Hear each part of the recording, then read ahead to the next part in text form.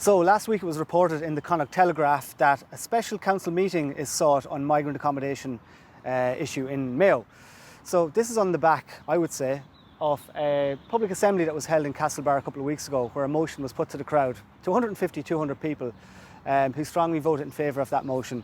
On the back of that, Damien Ryan, Fianna Fáil, Peter Flynn, Fine Gael and Michael Kilcoyne put forward this motion, and the Cathaoirleach, Seamus Weir, on the back of that called for a special meeting next Friday. Now the motion they put forward was very similar to the one that was discussed down at the public assembly, essentially being that Mayo cannot take in any more refugees or beneficiaries of temporary protection until such time as everybody in the county everyone currently living in the county has been looked after. And we're talking about accommodation, getting people off the streets and off housing lists and looking after them in terms of services as well.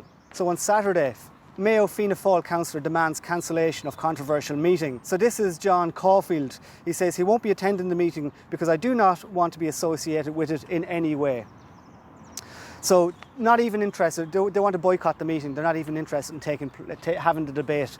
As well as that, on the same headline, Jerry Murray, Sinn Féin, again against it, saying that I think it is the right thing to do because it should not be given any credence whatsoever. He goes on to say, I was both astonished and amazed when I read the agenda, one of the motions bearing a striking resemblance to one passed at a public meeting held in Market Square in Castlebar some weeks ago. Yeah, Jerry, 150 or 200 people came down and voted in that motion, and you will give it no credence.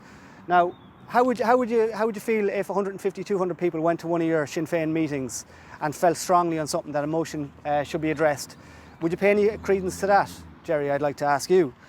As well as that, just in this article, Cyril Burke as well says he will be boycotting the meeting if it proceeds. So that's all on the Saturday. The Sunday, the following day, Mayo Fine Gael whip hits back at criticism over controversial meeting.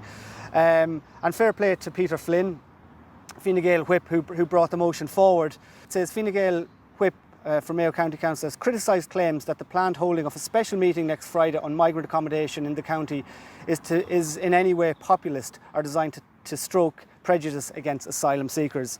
He goes on to say that without a clear strategy and without a long-term plan, more and more problems will be encountered. This is obvious, this is what we've been saying the whole time. He goes on, and as well as that, Donna Sheridan has give her support to the meeting taking place. That's not to say they would have voted in favour of the motion, but at least they were willing to have the debate. Then we go on to Sunday. Headline, Fine Gael requests cancellation of Mayo meeting on migrant accommodation. This was by the leader of the Fine Gael councillors, his name Councillor Burke, and he outlined this meeting was not requested by the Fine Gael group on the council, and the majority of councillors within the group do not want this meeting to take place. Why would the majority of the Fine Gael councillors not want this meeting to take place? After 150, 200 people voted that they want this motion passed. So why wouldn't they at least discuss it? Then you have Monday, yesterday, Mayo Fianna Fáil whip withdraws support from controversial meeting. So why would Damien Ryan put this motion forward for this special meeting to be called and then reverse out of it? He obviously got pressure from somewhere. Was it from above in Dublin? Or was it local constituents? We don't know. He goes on to say here, just a quote from Damien Ryan, I'm now asking that a general item on the emergency provision be put on the agenda for the 8th of May, which is the Monday meeting, instead looking for additional supports for the people we have already accommodated and proposed to accommodate. Now, fair enough, we do need to do something for the people who have been accommodated here. We need to look after these people properly. We can't just be throwing them in these little shacks. Or these tiny little bedsit rooms, you know. But at the same time, we need to look after the people who have lived in this county and this country for all their life and their family going back generations. So that's what our motion was kind of getting at down at the public assembly. So anyone who's been homeless, anyone who's on a housing list, we need to look after these people before we consider taking in more people, and we need to have adequate services and resources in place. So that's Fianna Fáil backing out of it there. And then just today, Tuesday, the headline, controversial Mayo meeting on migrant accommodation cancelled. The only public support we've had from councillors on that, bearing in mind Damien Ryan backed out, is Councillor Michael Kilcoyne, Peter Flynn and Donna Sheridan. They were the only ones that publicly said that they wished the meeting to take place and for the issue to be discussed at least. So fair play to those people. Now we're going to be here on Monday the 8th to see what is said. Because from what we're hearing, people aren't happy at all that this meeting has been cancelled. I mean, why would councillors not democratically discuss this issue? The people have spoken.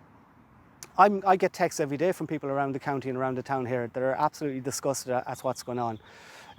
So we're going to be here Monday to have a listen to that. So in the meantime, get in touch with these councillors. We put a link below in the box, and get in touch. All their email addresses are there, their phone numbers are there. So send them an email, a text, give them a phone call if you know them, and ask them why they're not willing to take part in that discussion on this very serious issue.